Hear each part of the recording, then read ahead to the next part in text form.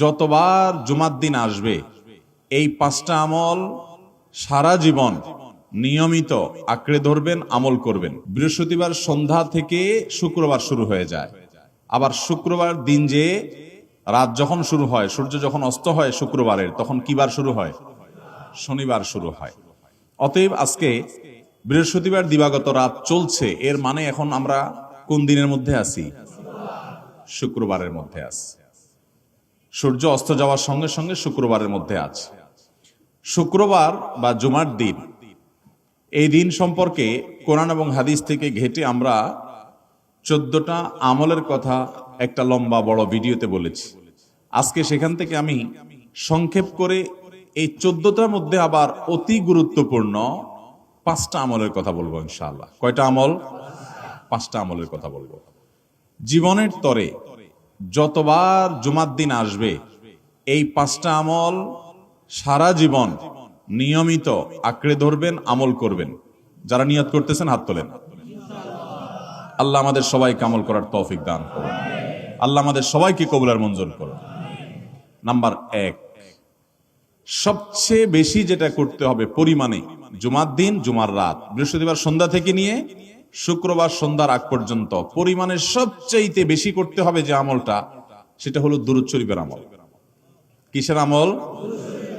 ভাইরা, দুরূদ এমন একটা আমল, আপনি যদি শুধু দুরূদের এই আমলটাকে আঁকড়ে ধরেন, সবসময় আপনার মুখ দিয়ে দুরূদ বের হতে থাকে, পড়তে থাকেন, তো নবী করিম সাল্লাল্লাহু আলাইহি সাল্লামের ভাষ্য অনুযায়ী, তার ওয়াদা অনুযায়ী, ইদান তুকফা হাম্মুক ওয়া তুগফার যামবুক, তোমার যত পেরেশানি আছে নবী সাল্লাল্লাহু আলাইহি সাল্লাম বলেছেন এই সব পেরেশানি দূর করার জন্য এই দুরূদের আমলটা যথেষ্ট হবে ইনশাআল্লাহ। এবং গুনাহ মাফের জন্য এই দুরূদের আমলটা কি হবে? যথেষ্ট হবে।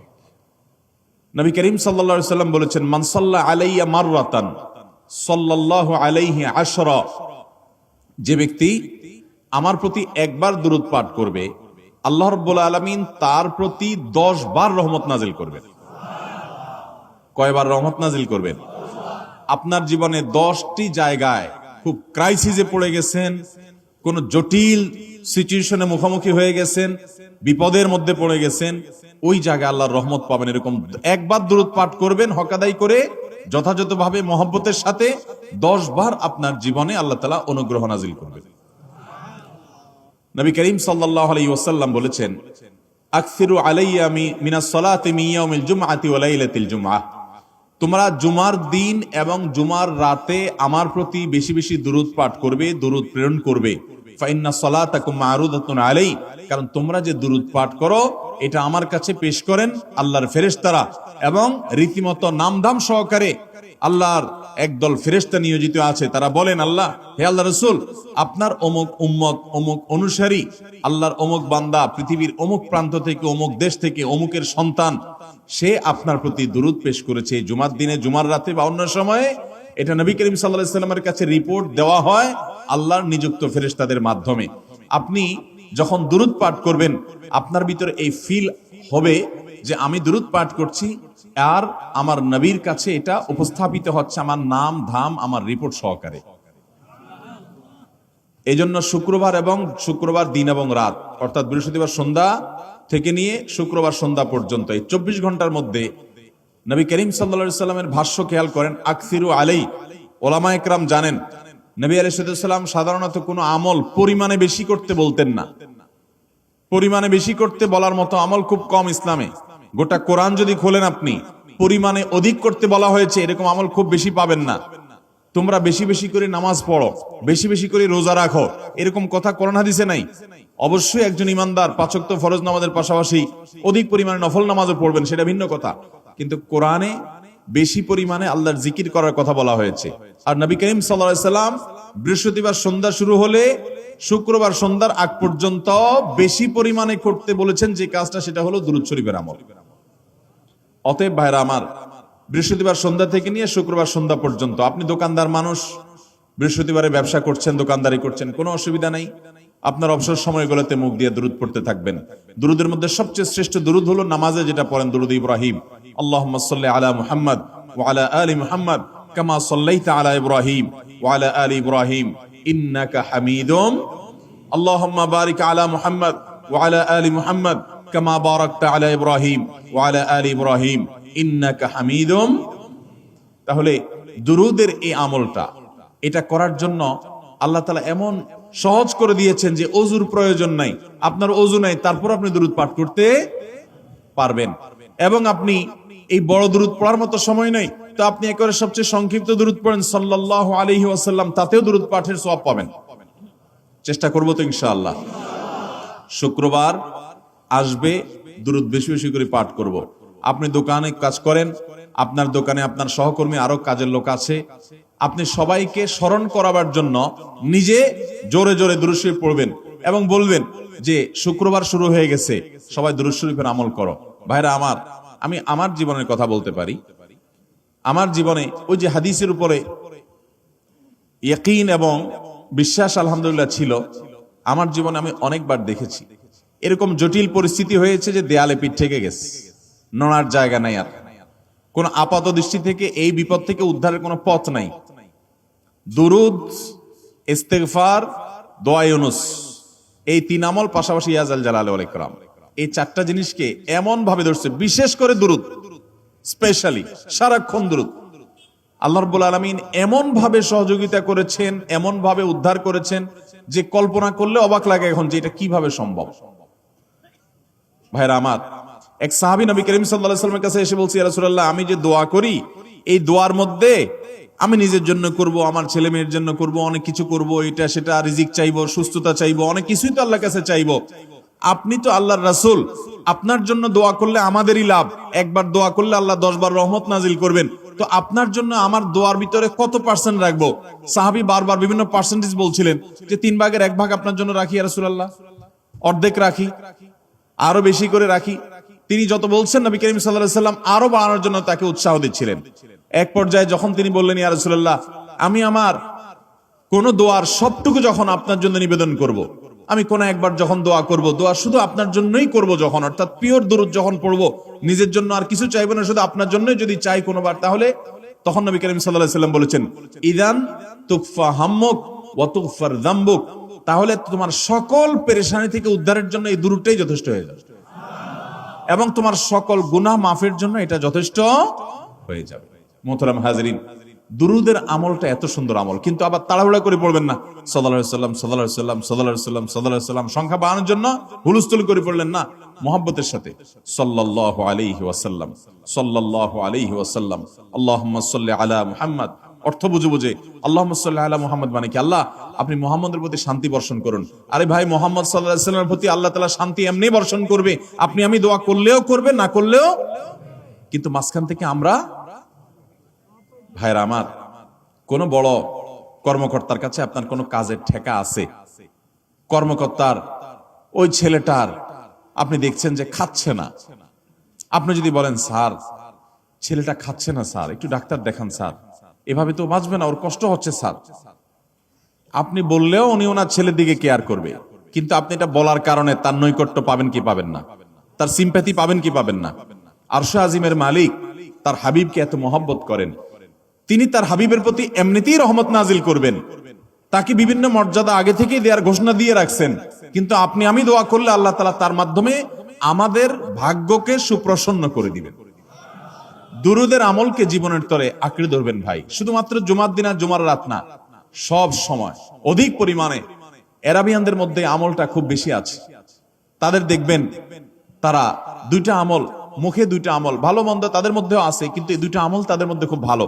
বেশিরভাগ মানুষই দেখা যায় অবসর সময় আস্তাগফিরুল্লাহ, ইস্তিগফার করছে অথবা দুরুদের আমল করছে। আমাদের অবসর সব সময়গুলো নিয়ে গেছে মোবাইল ফোন। ভাইরা আমার, 4 বছর 5 বছর 6 বছর 7 বছর 10 বছর ধরে মোবাইল টিপতেছেন, ফেসবুক টিপতেছেন, ইউটিউব টিপতেছেন।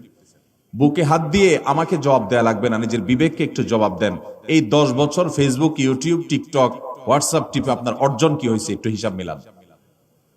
এই যে স্ক্রল করতেছেন আঙ্গুল দিয়া, ঘন্টাকে ঘন্টা এই আঙ্গুল দিয়ে টানছেন টানছেন, নিচের দিকে যাচ্ছেন স্ক্রল করে ফেসবুকে, ইউটিউবে, একের পর এক। আপনার জীবনে অর্জনটা কি হয়েছে বলেন? ভাইরা আমার, এই মোবাইলের নিয়ন্ত্রণ করতে হবে, প্রয়োজনে ব্যবহার করতে হবে, কিন্তু এটাকে অনিয়ন্ত্রিত ব্যবহার করা যাবে না। একেবারে যখন তখন সারাদিন টিপাটিপি করলেন। আজকাল তো পোলাপান টয়লেটে গেলেও নিয়ে যায়। আল্লাহ তাআলা আমাদেরকে এই রোগ থেকে বেঁচে থাকার তৌফিক দান করুন। ভাইরা আমার, জীবনটাকে পরিবর্তন করতে হয়। সারা জীবন তো একরকম থাকলে হবে না। বহুত পাগলামি করেছি, আসুন নিজেকে সংশোধন করি। তাহলে জুমার দিন উপলক্ষে 1 নম্বরের আমল বলেছি, বেশি বেশি কোন আমল করতে হবে? সারা জীবন মনে রাখবো তো ইনশাআল্লাহ। বাসা বাড়িতে পরিবারের লোকদেরকে মনে করাবো তো ইনশাআল্লাহ। আমি আমার ড্রাইভার থাকুক, আমার ছেলে মেয়ে থাকুক, আমার পরিবারের লোক থাকুক, আমি আমার কথা আপনাদের বলি উৎসাহের জন্য, যে জুমার দিন শুরু হয়ে গেলে আমি শুধু আমি না, আমার পরিবার অন্যান্যরাও একে অন্যকে আমরা স্মরণ করে দিই। কে কে দুরূদ পড়তে কতবার পড়ছো, কেউ পড়ছে কিনা একবারও, সন্ধ্যা হয়ে গেছে, অনেক হয়ে গেছে, সবাই শুরু করি। আমলটা করবো তো ইনশাআল্লাহ। নাম্বার 1। নাম্বার 2, জুমার দিন উপলক্ষে অন্য যে কোনো দিনের চাইতে জুমার দিন অর্থাৎ শুক্রবারের ফজর নামাজ পুরুষরা মসজিদে জামাতের সাথে পড়বেন। জামাতের সাথে পড়ার নিয়ত করবেন পাক্কা। কারণ অন্য যে কোনো দিনের ফজর নামাজ না, শুধুমাত্র যত নামাজ আছে, নবী করিম সাল্লাল্লাহু আলাইহি সাল্লাম বলেছেন, আফদালুস সালাওয়াতে ইনদাল্লাহ, আল্লাহর কাছে দুনিয়ার সব নামাজের মধ্যে 5 ওয়াক্ত সাধারণ নামাজগুলোর মধ্যে সবচেয়ে উত্তম নামাজ হলো সলাতুল ফজরে মাআল জামাআতে ইয়াউমাল জুমআহ। জুমার দিন ফজরের নামাজ জামাতের সাথে আদায় করা হলো যত নামাজ আছে এর মধ্যে সবচেয়ে শ্রেষ্ঠ নামাজ। তাহলে জুমার দিনে এই বিষয়টা বিশেষভাবে খেয়াল রাখবো। জুমার দিন ফজর নামাজটা পুরুষরা কোথায় পড়বো, এবং সেটা বৃহস্পতিবার থেকে পরিকল্পনা শুরু করবো যে কালকের ফজর নামাজ যাতে কোনো অবস্থাতে আমার মিস না হয়। আমাদের আখিরাতের ব্যবসা এটা ভাই, আখিরাতের কারেন্সি সংগ্রহ করা। যত খুঁটে খুঁটে ভালো ভালো আমলগুলো করবেন, আপনার আমল নামাতে আমল সওয়াব জমা হতে থাকবে। চেষ্টা করবো তো ইনশাআল্লাহ। আমাদেরকে শয়তান অন্যদিন ফজরের নামাজ পড়ার সুযোগ হলেও শয়তান এমন ভাবে আমাদেরকে ধোঁকা দেয়, শুক্রবারে ফজরটা পড়াটা সবচেয়ে বেশি কঠিন হয়ে যায়। কেন জানেন? কারণ ইবলিস তো জানে। হাদিস আপনি জানেন না, হয়তো অনেকে হয়তো আজকে শুনছেন, আপনি আমি কোনো হাদিস না জানতে পারি, ইবলিস ঠিকই জানে যে ফজর নামাজ এই দিন যদিও জামাতের সাথে ফজর পড়ে ফেলে, তাহলে তোর আখিরাতের ব্যবসা অনেক দূর আগে যাবে। ওর সাথে তো আমাদের বাবা আদমের সাথে সেই চ্যালেঞ্জ, আদম আলাইহিস সালামকে সিজদা করতে বলা হয়েছে, সে তো করে নাই। তার সৌজন্য বা তার জন্য সিজদা নিবেদন করে নাই। আল্লাহ তাআলা সেজন্য তাকে জান্নাত থেকে বের করে দিয়েছে। তার কারণে এই ইবলিস তখনই আল্লাহর সাথে, আল্লাহর সামনেই চ্যালেঞ্জ ছুড়ে দিয়েছে আদম আলাইহিস সালামের সাথে, যে লা উবিয়ান্নাহুম আজমাইন, আমি আদমের সব সন্তানগুলোকে পথহারা করে ছাড়বো, ওদেরকে জান্নাতের পথে চলতে দিব না। এই জন্য আল্লাহ তাআলার কাছে সে কিছু পাওয়ার চাইয়া নিছে। এর ভিতরে একটা হলো কিয়ামত পর্যন্ত হায়াত পাবে, আরেকটা হলো আমাদের রগের সাথে সে মিশতে পারে, রক্ত প্রবাহের সাথে মিশতে পারে, শরীরের মধ্যে প্রভাব সৃষ্টি করতে পারে, আমাদেরকে দুর্বল করতে পারে, মন্দ দিকে টানতে পারে, ভালো কাজ যেন না হয় মনে মনে কুমন্ত্রণা সৃষ্টি করতে পারে। এই পাওয়ার সে নিয়ে এসেছে। এজন্য তার সাথে আমাদের চ্যালেঞ্জ। সে হাদিস জানে যে জুমার দিন ফজর পড়লে আমাদের অনেক লাভ হয়ে যাবে। এই জন্য সে বৃহস্পতিবার রাতে, অন্যদিন যদি আপনি 10টা 11টা বা 11:30টায় ঘুমান, 12টায় ঘুমান, জুমার দিন অর্থাৎ বৃহস্পতিবার দিবাগত রাতে আইসা ইবলিস বলে, আরে পাগল হইছস, কালকে হলো শুক্রবার, দোকানদারি নাই, ব্যবসা নাই, চাকরি নাই, মহিলাদেরকে বলে কালকে পোলাপানের স্কুল নাই, মাদ্রাসা নাই, আজকে একটু টক শো, মিষ্টি শো, নাটক, সিনেমা, ইউটিউব, ফেসবুক, ওয়াজই শুন অন্তত। শয়তান কি বলে? ঠিক আছে, তো যদি এত ফিল্ম দেখতে মনে না চায়, তুই যদি মুসলমান হস, নেককার হস, তো ঠিক আছে, অমুক হুজুরের ওয়াজ শুন। এই হুজুরের ওয়াজ শোনাত লাগাই দিয়ে রাত 1টা 2টা পর্যন্ত পার করে দিল। এরপরে ফজর নামাজ ওর জামাতের সাথে মিস, শেষ। ভাইরা আমার, প্রত্যেক বৃহস্পতিবার আসলে সন্ধ্যার সময় প্রতিজ্ঞা করব, সপ্তাহের অন্যদিন যদি আমার ত্রুটি বিচ্যুতি হয়ও আমি সেটাকে কারেকশন করার চেষ্টা করব, কিন্তু শুক্রবার ফজরটা পুরুষ হিসাবে আমি জামাতের সাথে পড়বই পড়বো। তার জন্য রাতে আগে আগে শোবো, ডাবল ট্রিপল অ্যালার্ম দিয়ে শোবো, অন্য নামাজি বন্ধুকে বলবো ফোন দিয়ে ডেকে দিবি, একে অন্যের সহযোগিতা করব, কিন্তু ফজরের নামাজ জুমার দিন ছাড়বো না ইনশাআল্লাহ। ঠিক আছে তো? কয়টা আমল হলো? 2টা। মনে রাখবেন তো ইনশাআল্লাহ। আগামী বছর তো আমার মাহফিল আমি আর করব না, কিন্তু আগামী বছর যে মাহফিল করবেন সে আলোচককে আমি রিকোয়েস্ট করবো ইনশাআল্লাহ, আয়োজকরা এটার সবক জননায় আগামী বছর দিতে পারবেন তো ইনশাআল্লাহ। আমল যদি করেন তাহলে সবক ঠিকই দিতে পারবেন। ওই যে ভাই সবগুলো শুনে দিছে, কারণ আমল করেন। আচ্ছা, 3 নম্বর আমল হলো সূরা কাহাফ পড়বো। কোন সূরা পড়বো? সূরা কাহাফ। যারা কোরআন পড়তে পারেন না তারা শুনবেন, আর যারা পড়তে পারেন তারা নিজে পড়বেন। সূরা কাহাফ যদি জুমার দিন কেউ পড়ে, নবী করিম সাল্লাল্লাহু আলাইহি সাল্লাম বলেছেন এই সূরাটা তার জন্য নূর হবে, নূর, আলো আল্লাহর তরফ থেকে। কিয়ামতের ময়দানে ভয়াবহ গুটগুটে অন্ধকার হবে। কিয়ামতের একটা ভয়াবহ শাস্তি হলো অন্ধকারের শাস্তি। ভাইরা আমার, অন্ধকারের শাস্তি মানে এমন ভয়াবহ অন্ধকার হবে যে দুনিয়ার অন্ধকারের সাথে এর কোনো তুলনাযোগ্য নয়। সেই ভয়াবহ অন্ধকারে কিছু আমল আছে যে আমলগুলো মানুষের ওই অন্ধকারের মধ্যে আলোর কাজ দিবে। এর এক মধ্যে একটা হলো অজুর অঙ্গগুলো যদি কেউ ভালো করে অজু করে, সুন্দর করে ডলে ডলে যেন শুকনা না থাকে, উত্তম রূপে যদি অজু করে, কেউ পানি অপচয় না করে, পানি অল্প নয় কিন্তু ডলে বেশি, সুন্দর করে যদি কেউ অজু করে, এই অজুর অঙ্গগুলো কিয়ামতের ময়দানে উজ্জ্বল হয়ে জলজল করে জ্বলতে থাকে এবং তার জন্য আলোর কাজ দেয়। সবাই যখন অন্ধকারের আযাবের মধ্যে নিমজ্জিত থাকে, হাউতাশ করে, তখন এই ব্যক্তির এই আমলটা তার আলো ভূমিকা আসে। আর আরেকটা হলো এই সূরা কাহফ। অন্য অনেক উলামা ইকরাম বলেছেন এর ব্যাখ্যা হলো সূরা কাহফ যদি কেউ এক বৃহস্পতিবারে পড়ে, পরের বৃহস্পতিবার পর্যন্ত, এক শুক্রবারে যদি পড়ে, পরের শুক্রবার আগ পর্যন্ত পুরো সপ্তাহব্যাপী তার ভিতরে নূর, ঈমানের নূর, তাকওয়ার নূর, ইলমের নূর, আমলের নূর, ভালো মানুষ হওয়ার নূর তার ভিতরে আল্লাহ তাআলা সৃষ্টি করে দিবেন। এই জন্য জুমার দিন সূরা কাহফ পড়বো তো ইনশাআল্লাহ। আলহামদুলিল্লাহ ভাই, আপনাদেরকে যে আমলগুলো করছি এগুলো আমি, আমার পরিবার সদস্য, পরিচিত, সহকর্মী, আমি চেষ্টা করি সবাইকে স্মরণ করানোর এবং আমল করার চেষ্টা করি।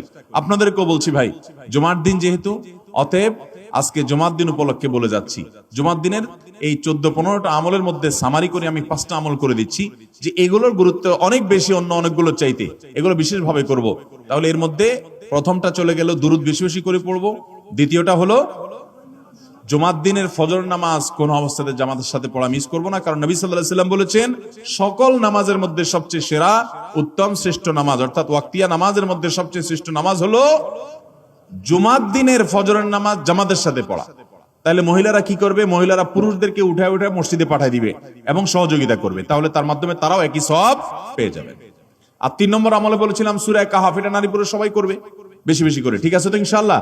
আমরা অনেক ভাই আছি সপ্তাহের 6 দিন আমাদের কোরআন পড়ার সুযোগ হয় না, তো অন্তত জুমার দিন সূরা কাহফটা যদি আপনি বাধ্যতামূলক করেন, আলহামদুলিল্লাহ, এটা অনেক বড় সূরা, পড়তে আপনার 20-25 মিনিট 30 মিনিট সময় পর্যন্ত লেগে যাবে।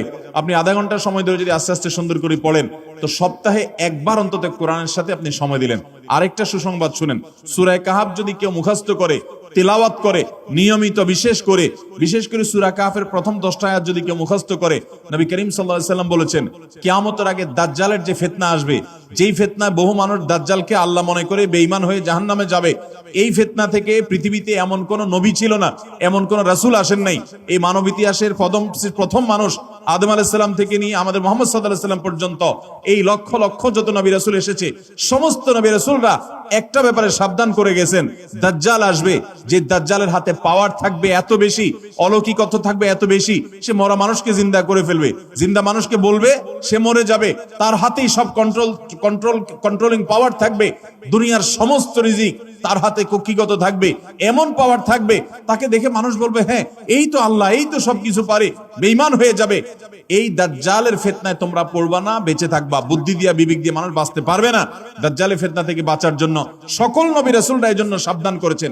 আমাদের নবী সাল্লাল্লাহু আলাইহি সাল্লাম নামাজের শেষ বৈঠকে দোয়া মাসুরার জায়গায় একটা দোয়া পড়তেন, আল্লাহুম্মা ইন্নী আউযু বিকা মিন আযাবিন নার ওয়া আযাবিল কবর ওয়া আউযু বিকা মিন ফিতনাতিল মাহইয়া ওয়াল মামাত ওয়া আউযু বিকা মিন শাররি ফিতনাতিল মাসীহিদ দাজ্জাল। আল্লাহ আপনার কাছে দাজ্জালের ফিতনা থেকে পানা চাই। 1450 বছর হয়ে গেছে, এখনো দাজ্জালের আবির্ভাব হয় নাই, হবে কিয়ামতের আগে। কখন হবে আল্লাহ ভালো জানেন, কিন্তু নবী সাল্লাল্লাহু আলাইহি সাল্লাম বলেছেন সূরা কাহফের প্রথম 10 আয়াত যদি কেউ মুখস্থ করে, তো এই ব্যক্তিকে আল্লাহ রাব্বুল আলামিন এবং যদি তেলাওয়াত করে, এই ব্যক্তিকে আমলের মাধ্যমে দাজ্জালের ফিতনা থেকে আল্লাহ বাঁচিয়ে রাখবেন। দাজ্জাল তো অনেক পরের কথা, কোথাকার কোন আল্লাহর প্রতি অবিশ্বাসী মুশরিক বা কাফের খেলোয়াড় একটু পায়ের ভেলকি দেখায়, লক্ষ লক্ষ কোটি কোটি মানুষ হুমড়ি খেয়ে তার ভক্ত হয়ে ইমানি চেতনা, আমলি চেতনা, তাকওয়া, তাহারাত সব খুঁয়ে বসে থাকে। আর সেখানে দাজ্জালের মতো এরকম মিরাকল, সব মিরাকল তার হাতে থাকবে। এরকম পরিস্থিতি যখন আসবে তখন মানুষ কি করবে? এখন এই যে তথ্য প্রযুক্তির উন্নতির এই সময়ে কত মুসলমানের সন্তান বেঈমান হয়ে যাচ্ছে, বিজ্ঞানরাই তারা আল্লাহ বানায় বসে থাকতেছে, আছে না নাই? ধারণামূলক বিষয়কে তারা চূড়ান্ত বিষয় বানিয়ে বসে আছে, বেঈমান হয়ে যাচ্ছে। এবং টাকার যে কারিশমা, টাকা দিলে সব হয়ে যায়, টাকা নাই তো কিছুই হয় না। এই জন্য বেঈমান হয়ে অনেকে বলে যে টাকাই নাকি দ্বিতীয় খোদা, নাউজুবিল্লাহ। ভাইরা আমার, দুনিয়ার এই ভেলকি কি দেখছি আমরা? কিয়ামতের আগে ভেলকি আরো অনেক দেখবে আমাদের পরবর্তী প্রজন্ম, আমাদের ছেলে মেয়েরা, নাতিপুতিরা আরো অনেক ভেলকি দেখবে। এমন ভেলকি দেখবে যে তাদের আল্লাহর প্রতি ঈমান আনা, আখিরাতের প্রতি বিশ্বাস করাটা কঠিন থেকে কঠিন হয়ে যাবে। এরকম পরিস্থিতি তৈরি হবে দুনিয়াতে।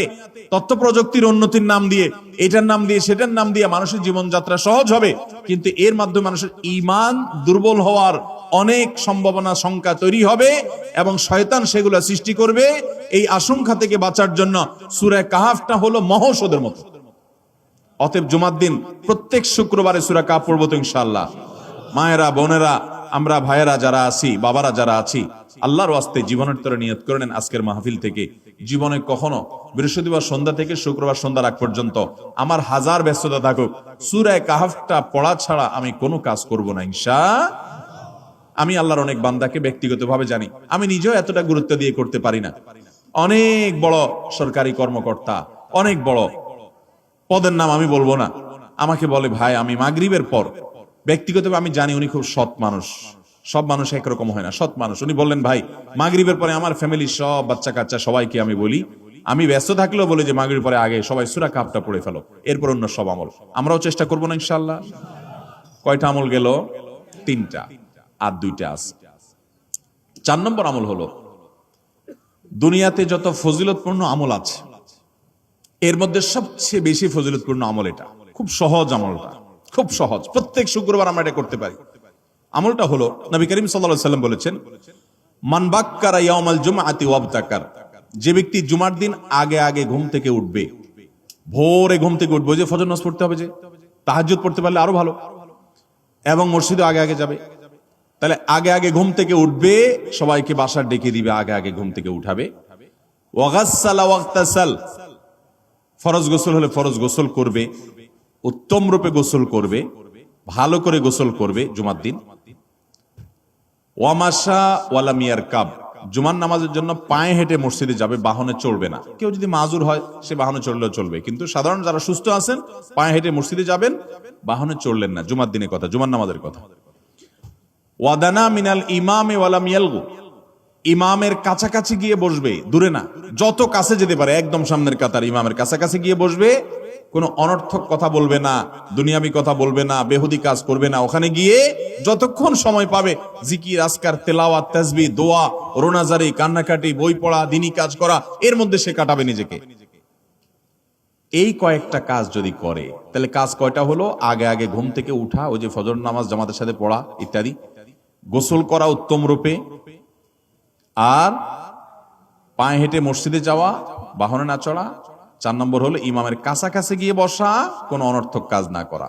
এই 4টা কাজ যদি কেউ জুমার দিনে করে, নবী করিম সাল্লাল্লাহু আলাইহি সাল্লাম বলেছেন, ওই ব্যক্তি বাসা থেকে মসজিদ পর্যন্ত যে আসলো, যতগুলো পা ফেলবে, যতগুলো স্টেপ ফেলবে, যতগুলো কদম দিবে, প্রতিটা কদমের বিনিময়ে আল্লাহ রাব্বুল আলামিন তার অ্যাকাউন্টে, তার আমল নামাতে 1 বছর রাত জেগে, সারা রাত জেগে তাহাজ্জুদ নামাজ পড়লে, এবং 1 বছর সারা দিন, প্রত্যেকটা দিন পুরা বছর জুড়ে নফল রোজা রাখলে যে পরিমাণ সওয়াব পাইতো, 1 বছর নফল রোজা, 1 বছর রাতভর জেগে তাহাজ্জুদের নামাজ পড়ার সওয়াব মাত্র একটা কদম ফেলার বিনিময়ে দিবেন।